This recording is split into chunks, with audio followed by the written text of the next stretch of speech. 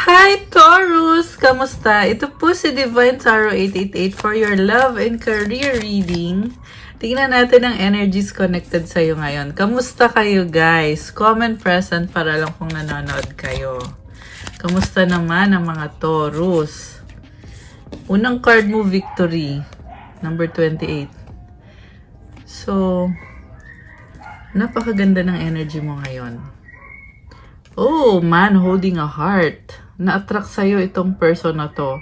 Very romantic at connected siya sa emosyon niya. Talagang masayang makasama ka. At open din siya sa mga emosyon niya para sa'yo. Hindi niya tinatago kung ano yung totoong nararamdaman niya. Maswerte ka dito. Oh, attachment. Okay, anong nangyari? May energy dito na parang codependent siya sa'yo, no? Mukhang may trauma. The thinking man. Okay. Ano nangyari kaya? Meron nakamaskara dito eh. Naka-chain, oh. So, may gumugulo sa isip nitong si man holding a heart. Okay. Pwedeng overthinker. Something na connected sa mga tao sa paligid niya. Naka-chain siya eh. So, naka-attach siya sa taong yan or sa mga taong yan. Which is, actually sa isip lang niya yun. Kasi ang totoo niyan, ito siya, ang ganda, man holding a heart, Victory. So, kung ano man ang nangyayari sa person na to, it's a mental and spiritual battle para sa kanya. Tingnan natin. Angel of Strength. Okay.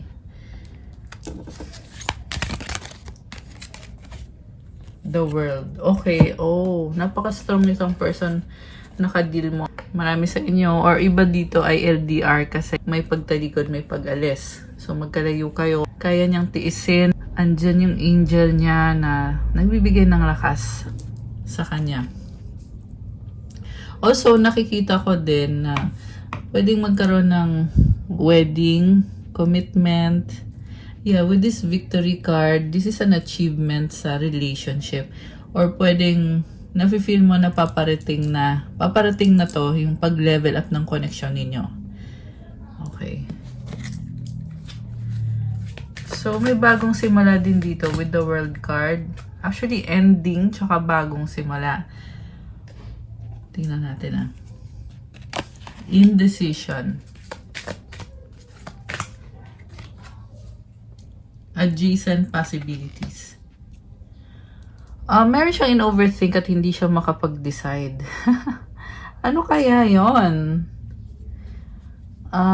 Alam mo itong person mo, dalawang side yung nakikita ko eh. Yung unang side niya dito is talagang committed siya sa'yo 100%. Sa kabilang side naman dito, ang dami niyang iniisip. Medyo may stress. The Temple Path.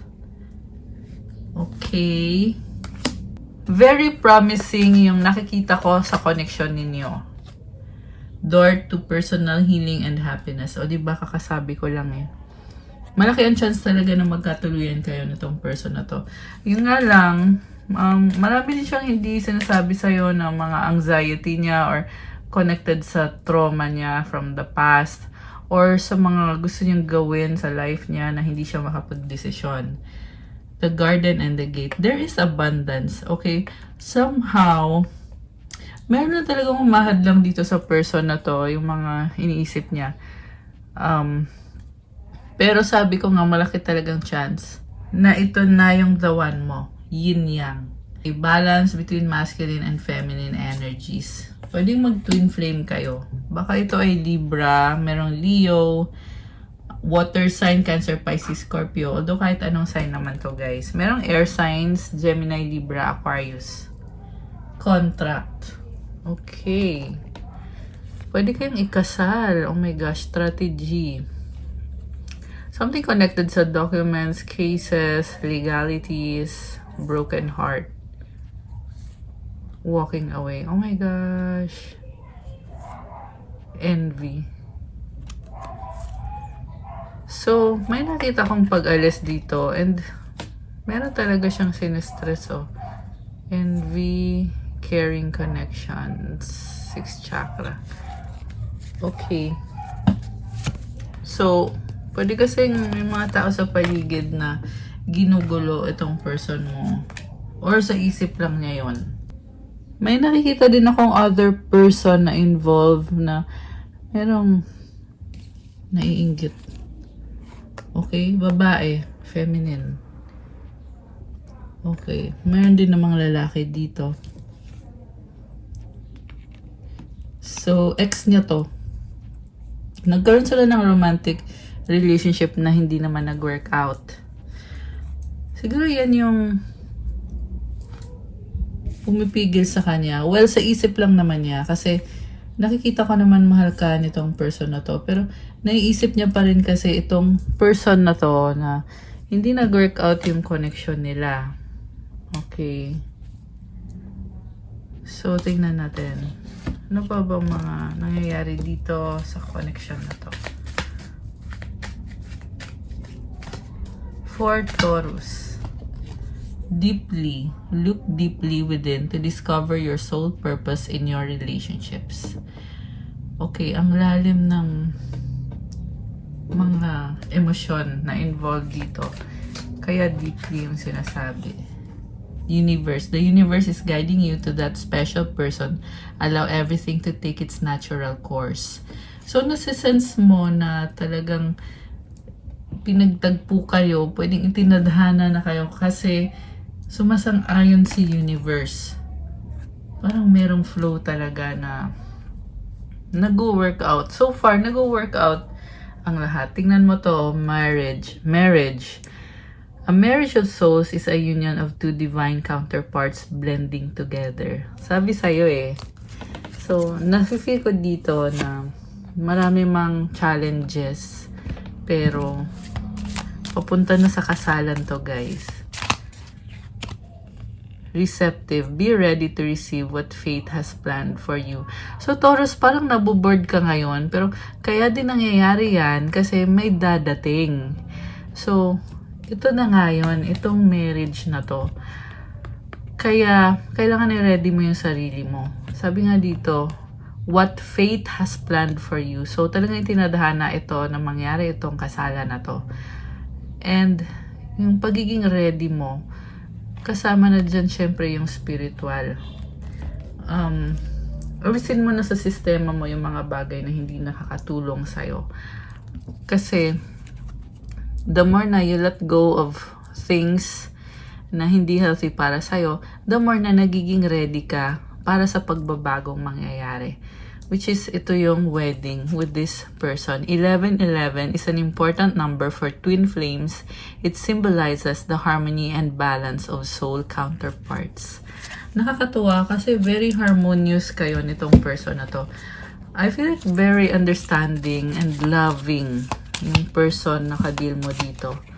Nakikita ko yan. Patience. Ito na nga, kailangan maghintay, habaan yung patience.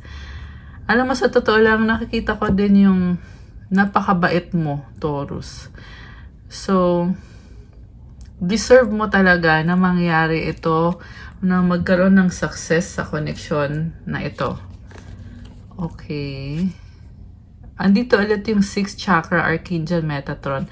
Malakas ngayon ang intuition mo, kaya alam na alam mo kung anong mga paparating, anong mangyayari. Pinapakita sa'yo, malakas yung gut feeling mo. So, yan na yun. Magtiwala ka sa sinasabi ng intuition mo kasi yan talaga yung guidance na binibigay ng mga angels mo at spirit guides mo. Goddess of the Moon. So, marunong kang mag-adjust at i-alchemize yung energy mo. Kita mo, hawak niyo yung moon dito. So, moon symbolizes your emotions. So, alam mo how to regulate your emotions. At may flow ka. Kita mo yung parang waterfall dito sa likod. So, nagfo-flow yung energy mo, yung mga emotions mo. And you know how to handle it. May liwanag ka din dito. So, nakakatuwa kasi nakikita ko na ayun, maliwanag, maganda yung energy. Wow naman! Door to value. Actually, may perang paparating. So, this is the confirmation. number 31. 444 on the screen now. Kung hindi yan dadating this week, next week, dadating yan nitong mga next 1, 2 to 3 weeks. Ayan, or 4 weeks. Kasi number 31, 4. Total of 4. So, I'm hearing kasi, deserve mo to. Okay. Deserve mo itong love connection at yung money na paparating. Malaking halaga ng pera. So, merong person naman dito na napaka-manipulative. Okay, tingnan natin. Sino naman to? Or ano to? Cornucopia. Okay, so, something about sa abundance na may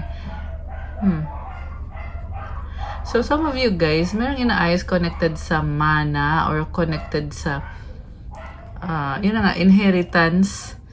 So, pwedeng nagkakagulo. Okay? So, abundance to pero hindi kailangan mag-away. Diba? So, tingnan natin na. 4th chakra, Archangel Raphael. Wow. So, tinutulungan ka niya sa heart chakra mo, sa health mo, sa emotions mo. Okay. Nakakatuwa naman. You have this very calm energy, good energy. 3rd chakra, Archangel Chamuel. Nakikita ko dito ang lakas ng confidence mo sa sarili mo, ng self-esteem mo. You are glowing with this golden light. So, nakabukas yung 3rd chakra mo. This is your self-esteem and confidence, authenticity. 7th chakra, Archangel Uriel, community. Wow. So, may mga friends ka dito. Okay. At very intellectual na pag-uusap. Okay, yan yung nakikita ko. You may be someone na matalino or mataas ang pinag-aralan mo. Kasi nakabukas yung crown chakra mo. Oh, woman holding a heart sa bottom of the deck, number 44. So, you are so in touch with your emotions. Alam mo, ang ganda ng aura mo ngayon, Taurus. Okay? Ito yung kapartner ni man holding a heart. Diba? Ayan o, si man at si woman holding a heart. Ibig sabihin nito, guys, talagang ini-enjoy nyo yung life ninyo. So, ayun, ginagawa nyo kung anong magpapasaya sa inyo, yung gusto nyong gawin, at walang humahadlang, walang pumipigil. And this is also the energy na parang ikaw yung trophy wife, siya din yung trophy husband. Roles can be reversed. Ina-assume ko lang na babae yung nanonood, pero kahit ano man ang gender mo dito, ang nakikita ko dito na maswerte ka sa kanya, siya ganun din siya sa'yo. At ngayon, nasa point kayo ng life nyo na nagkaroon na din kayo ng success, kaya ini-enjoy nyo ngayon itong success na to. Sinishare nyo sa isa't isa at very in touch kayo sa emosyon ninyo. Kaya nakakatuwa, may healthy communication dito. Pero siguro yung iingatan mo lang dito sa person mo, Taurus, is that 222 on the screen. Hinirit ko kasi may mga angel numbers So yun na nga, yung iingatan mo lang is, minsan kasi hindi niya sinasabi sa'yo na nagiging anxious siya or nag-overthink siya. Or baka sinasabi naman din niya. Pero yun nga, yun yung problem sa kanya. Kasi minsan, ayun. Pero, masaya kayo pareho. Ito kasi yung sinasabi ko, yung mga kaninang mga energy na nakikita natin, pwede connected to sa past relationship niya na gumugulo pa rin sa isip niya. Pero, don't get me wrong, mahal ka nitong person na to. Blossoming abundance sa bottom of the deck. You know, it's like this is a match made in heaven. Kasi, pag kayo nagkatunuyan nitong person na to, talagang magbo-blossom yung abundance.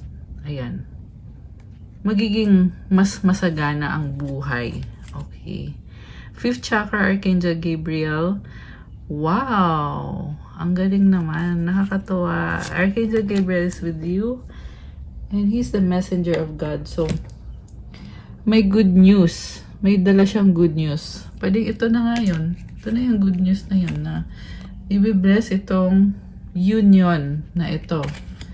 So, kanina andun yung yin-yang, which is balance between the masculine and the feminine. Binabalansin yung isa't isa. Okay. So, what else? Sacrifice. Love may come with sacrifices. Evaluate what you're willing to give up. I feel like itong sacrifice is yan yung overall sa life mo na kailangan mong mag-sacrifice. Ayan. Iba-iba naman kayo ng sitwasyon, guys. Pero nakita ko dito syempre, napapagod ka. Surprise. Romantic surprises are on the horizon. Be open to them. So, kalma ka lang kasi hindi naman sa lahat ng panahon ay mahihirapan ka, 'di ba? May pa-surprise din dito. Sparks! Keep the sparks flying. Surprise each other with gestures of love. Ayan, nakakatuwa. Baka mahilig sa surprise yung person na ka-deal mo.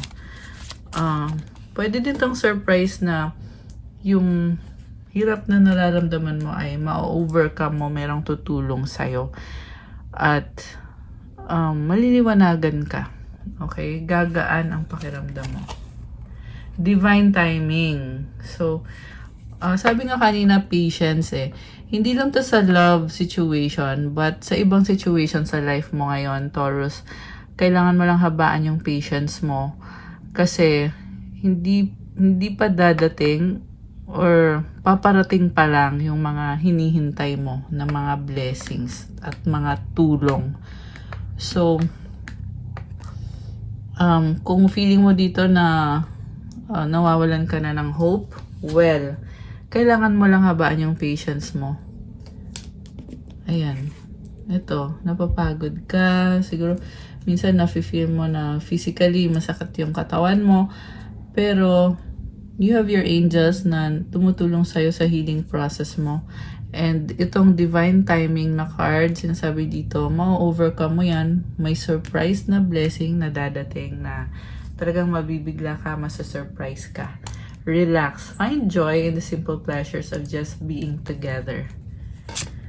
So, masaya ka na kapag ikaw ay relax na. Okay. Ma-overcome mo to. Alone time. Spend some time alone. It will help you gain clarity on your relationship. Parang feeling mo mag-isa ka, walang tumutulong, pagod ka. Trust the magnetic pull of your twin flame. It will guide you towards them.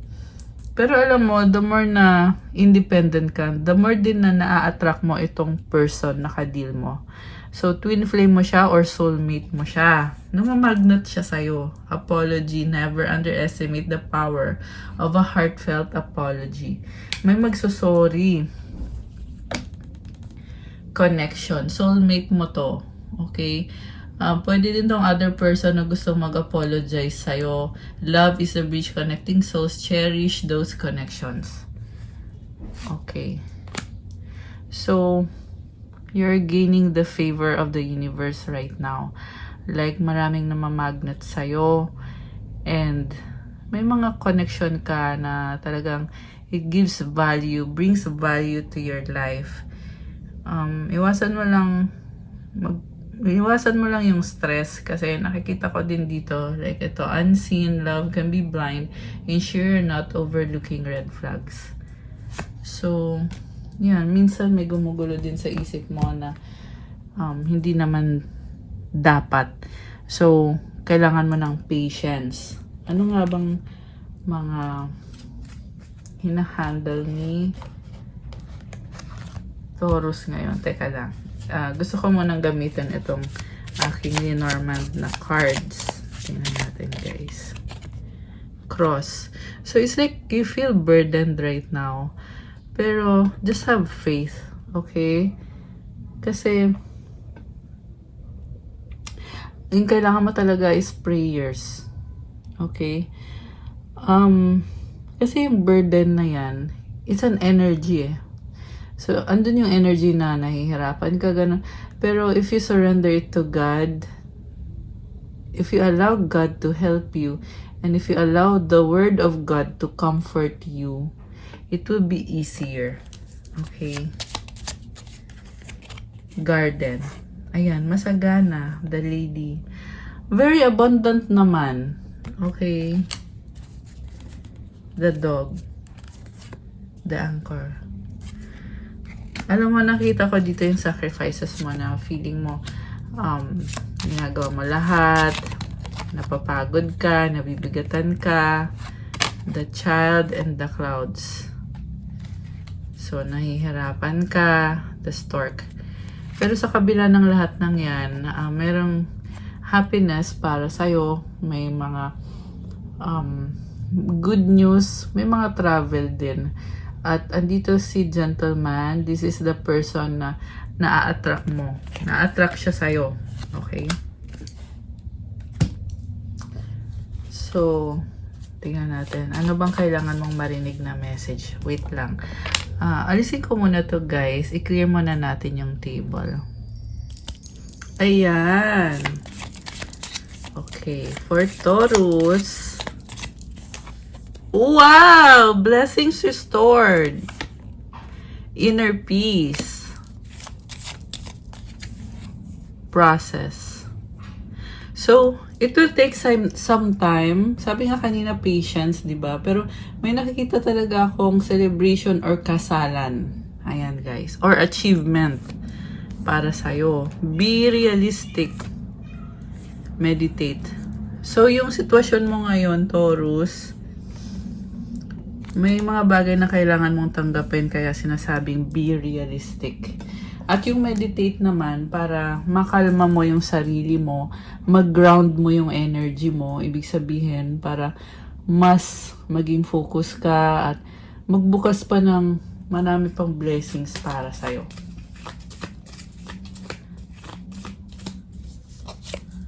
Healing process. Ayan, process ulit. Transform. Okay.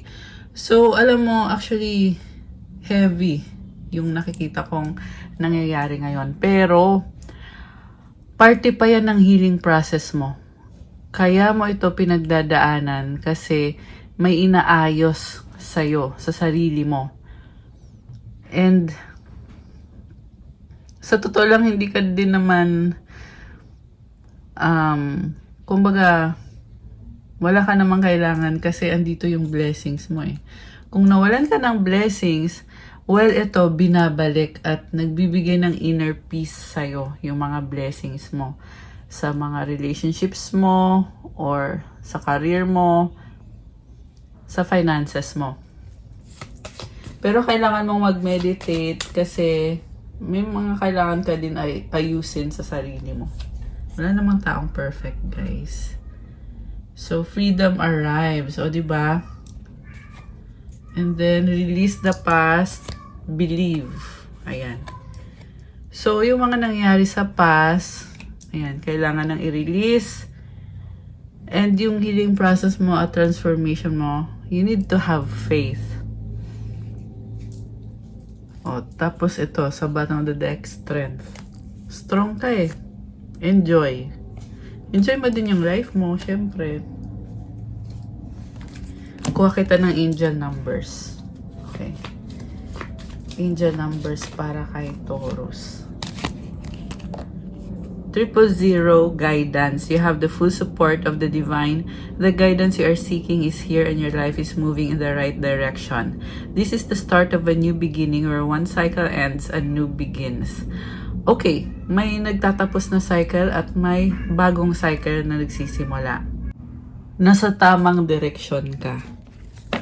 So, hindi perfect ang buhay, pero ang maganda dito, nasa tamang direksyon ka, so wala ka nang hihilingin pa kung tutusin. 14 possibilities. Building strong foundations creates stability and welcomes in possibilities. All possibilities exist and are amplified when gratitude is felt for the foundations that are in place. So, mukhang busy ka ngayon. You are building your life, your dream life. Success is here. At may dadating pa, more blessings pa ang dadating. So, i-comment niyo yung affirmation. I am grateful for all that is and all that will be. I trust in the possibilities of what I desire or something greater. 333 potential. Ayan, I love these numbers. It symbolizes abundance and creativity. So, sabi dito, your chance to reach your highest of potentials is here. Perseverance has gotten you to where you are. You have been through so much and this guidance is here to show you that you are exactly where you need to be.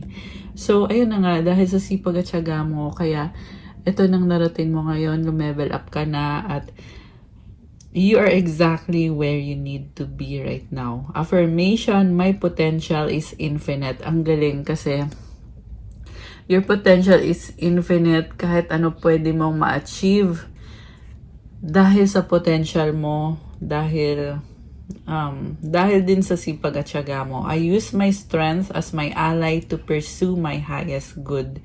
So magpatuloy ka lang kasi sabi nga 'di ba, strike while the iron is hot. Okay, nasa sayo ang swerte ngayon kaya kailangan magpatuloy. Make a wish. Tingnan natin ang sagot sa wish mo. Okay. So, isipin nyo ngayon yung wish nyo, guys.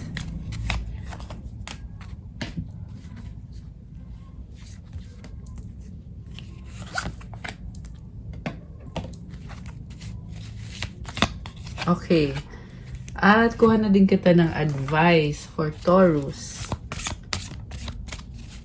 Advice. Okay, mga dalawang advice.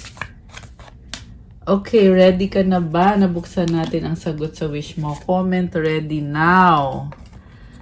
Okay, ito na guys. Ang sagot sa wish mo ay there's something better. At kung kailan mangyayari ito, wait. At ang advice sa'yo, ask your angels. Okay, kailangan mo ipag-pray yung sitwasyon mo. Matatagalan man to, itong wini-wish mo, pero maibibigay naman sa'yo na mas better pa at hindi mo to maa-achieve kung hindi ka nag-sacrifice. Kaya, may purpose talaga lahat ng nangyayari, Taurus. Ayan, be patient, maghintay muna. Kausapin mo yung angels mo kasi marami ka pang hindi nalalaman. Okay, yung mga bagay na spiritual na hindi mo alam bilang isang logical na tao. Kaya mahalaga talaga na meron tayong prayer life at magbasa ng Bible kasi dito tayo makakakuha ng mga messages na talagang galing sa taas na kailangan nating marinig ngayon. Connected sa buhay natin kung bakit nangyayari ang mga bagay-bagay at kung anong dapat na ginagawa. Which is, mag-focus kay God. Okay? Pero, I feel like gustong sabihin sa'yo ng angels mo yon na ayun na nga, yung pagbabasa kasi ng Bible, very specific din kasi yung mga message sa Bible, guys. So, I suggest na gawin mo yon and kung ginagawa mo na yon, then you're on the right track. Okay, tingnan natin yung advice. At nga pala, andyan yung angel mo, kasama mo. Ayan, with this image, nakikita ko talagang hinihil ka at tinutulungan, sinasamahan ka. Creative blocks. If you're an artist of any kind, you are offer all work to the divine, making it God's alone. I offer this for the highest good to benefit the planet. Release me from any blocks and restrictions. May this serve all who need. So, medyo struggle ka ngayon, pero i-offer mo daw lahat ng effort na ginagawa mo kay God. At huwag mo i-overthink yung mga bagay-bagay, Taurus. Sabi ko nga, di ba, may purpose lahat ng mga nangyayari. At may blessing din dyan. Divine timing. So, something about divine timing na paulit-ulit din dito sa reading mo. Kasi nasa healing process ka eh. Ayan.